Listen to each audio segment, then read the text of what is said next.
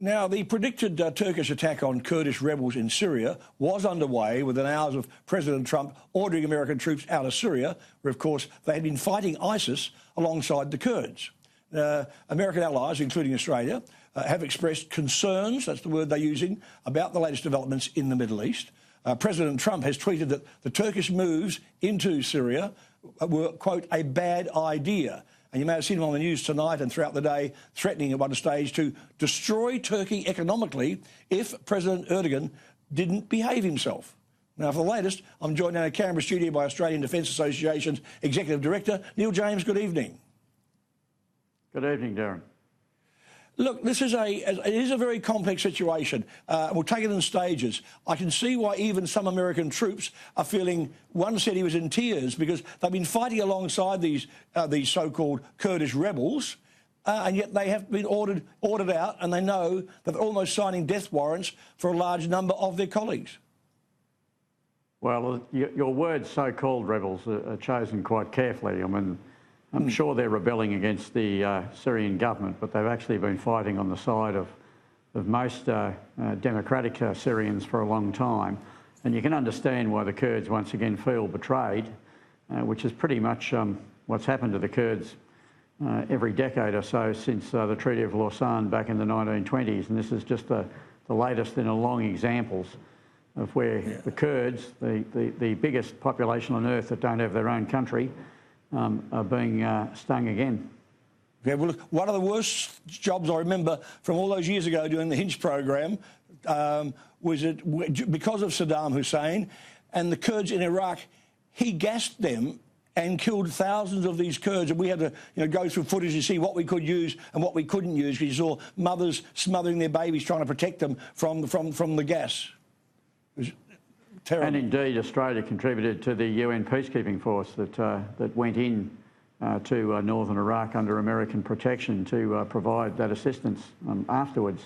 You know, this is an area of the world that's been a problem for a long time, but the basis of the problem is Turkey doesn't accept that its very large Kurdish minority deserves not only a degree of liberty within Turkey, but absolutely cannot have any form of self-determination. So they're very worried that the Kurds in Syria will provide a conduit from the Kurds in Iraq to reignite the civil war in Turkey between the Turks and the Kurds, which I might add Erdogan restarted to win an election.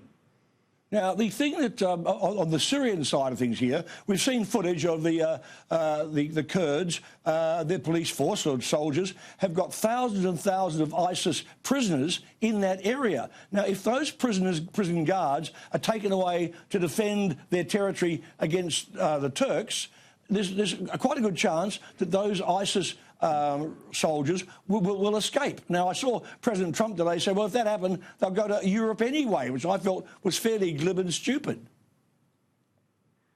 Well, it's a pretty untidy situation because the Kurds have been unhappy for a while that European countries and other countries, including Australia, aren't taking their fair share of the people that have been captured. In fact, some of them aren't taking any at all. The real worry, of course, is Erdogan is himself somewhat of an Islamist leader and a Sunni, and most of the ISIL terrorists are in fact Islamist Sunnis. So we're really handing the prisoners not only over to a different type of potential jailer, but we're handing them over to a jailer that probably won't bother to keep them jailed very carefully. And so it's quite a complicated situation. And the risk to the rest of the Kurdish population from a Turkish reoccupation of a large part of this area is obviously quite serious too, because it's not just the case of the ISIL potential escapees. Probably the bigger worry for the Kurds, understandably, is what will happen to their own population, because the Turks just make no discrimination between a so-called Kurdish terrorist in Turkey and a Kurdish person in Syria or Iraq, who we would basically call freedom fighters. Yeah, now, look, the Prime Minister today was very careful picking his words. He kept using the words that America, of course, is a sovereign country and made a sovereign decision to withdraw its troops from Syria. Other allies are saying they shouldn't do it so quickly and they should leave them there. But what's the answer? I mean, if you can't, A, you can't interfere, but B, you can't have ScoMo saying to President Trump, well, you leave them there, Well, the Americans then say, well, OK, you pay for it. We've put billions and billions of dollars into the Middle East on our troops. Who's going to pay to keep them there? He said, and he promised, he said, in his election campaign to get America out of the Middle East. Look, no one's got clean hands here. America's certainly done more than anyone else to help the Kurds, and certainly there was something in it for the United States and the West in the way the Kurds helped clean up ISIS.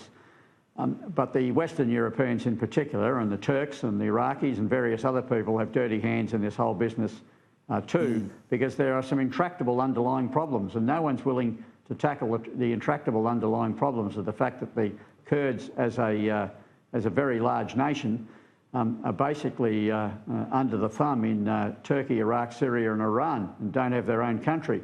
Now, whether they can ever get their own country's a separate problem, but it's actually the first order problem that underlines all the second and third order problems that we're now having to cope with.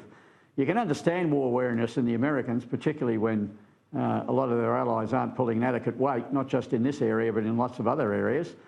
But there's got to be a better solution than the way we're blundering into quite a bad situation overall. Yeah, at the moment, look, one final question, Mr. James. I think President Trump maybe won't rue the day because he doesn't worry what he says, but he actually boasted twice today that they have wiped out ISIS 100%. He kept saying 100%. Well, I think there's probably still about 10, 20, 25% still there, and because of this, they'll rise up again. Do you agree? Well, that's pretty much true. I mean, any conflict ends when one side gives up, and ISIL hasn't given up yet, and they've still got people out there in the desert. And certainly the people that are in custody could rejoin them and the whole thing could flare up again. It won't flare up on the same scale it did last time, but you're better off finishing the job before you leave. But the Americans are very war-weary about left to finish the job on their own. And indeed, the Kurds have been fairly war-weary about this too. There's got to be a better solution, and I'm absolutely astounded that the United Nations hasn't taken a close interest in this, allegedly because they can't interfere in the internal affairs of a country like Syria, which really isn't a country at the moment, is it? We've really got to do something in the longer term to fix this problem, because even if there's another temporary fix here, it'll only delay the inevitable, and there'll be another problem in the area in 5 or 10 years' time, and the Kurds will get let down again. We've actually got to solve the Kurdistan problem once and for all. It's been dragging on since the early 20th century, and it shouldn't drag on into the middle of the 21st century. Yeah. All right, Mr. James, thanks for your time as always. Talk again.